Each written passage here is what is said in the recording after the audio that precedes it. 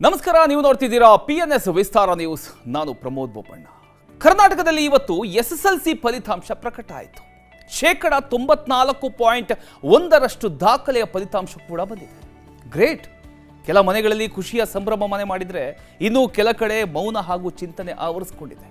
ಕೆಲ ವಿದ್ಯಾರ್ಥಿಗಳಿಗೆ ಇದು ಗೆಲುವಿನ ಕ್ಷಣ ಆಗಿದ್ರೆ ಇನ್ನು ಕೆಲವರಿಗೆ ಇನ್ನೇನು ಮಾಡಬೇಕು ಅನ್ನುವಂಥ ಒಂದು ಪ್ರಶ್ನೆ ಕಾಡ್ತಾ ಇತ್ತು.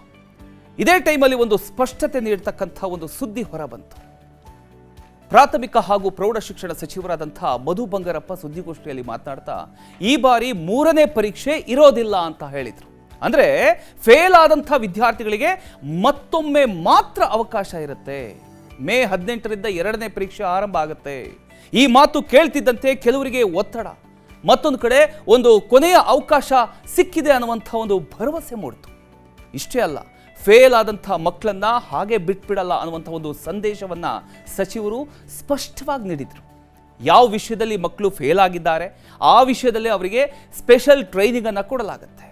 ಶಿಕ್ಷಕರು ಹಾಗೂ ಶಿಕ್ಷಣ ಇಲಾಖೆ ಒಟ್ಟಾಗಿ ಕೆಲಸ ಮಾಡಿ ಮಕ್ಕಳನ್ನ ಪಾಸ್ ಮಾಡೋದಕ್ಕೆ ಗಮನ ಹರಿಸ್ತಾರೆ. ಕಾರಣಾಂತರಗಳಿಂದ ಹಿಂದೆ ಬಿದ್ದಿದ್ದಂಥ ವಿದ್ಯಾರ್ಥಿಗಳಿಗೆ ಈಗ ಮಾರ್ಗದರ್ಶನ ಹಾಗೂ ಸಹಾಯ ಸಿಗುತ್ತೆ ಅನ್ನುವಂಥ ಒಂದು ಭರವಸೆ ಇದರಲ್ಲಿ ಅಡಕವಾಗಿದೆ.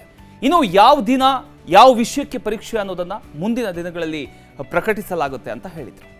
ಹೀಗಾಗಿ ಇದು ಕೇವಲ ಒಂದು ಫಲಿತಾಂಶದ ವಿಚಾರ ಅಲ್ಲ, ಒಂದು ತಪ್ಪಿನಿಂದ ನಿಂತು ಹೋಗೋ ಕತೆ ಕೂಡ ಅಲ್ಲ. ಇದು ಮತ್ತೊಮ್ಮೆ ಎದ್ದು ನಿಲ್ತಕ್ಕಂಥ ಒಂದು ಅವಕಾಶದ ಕತೆ.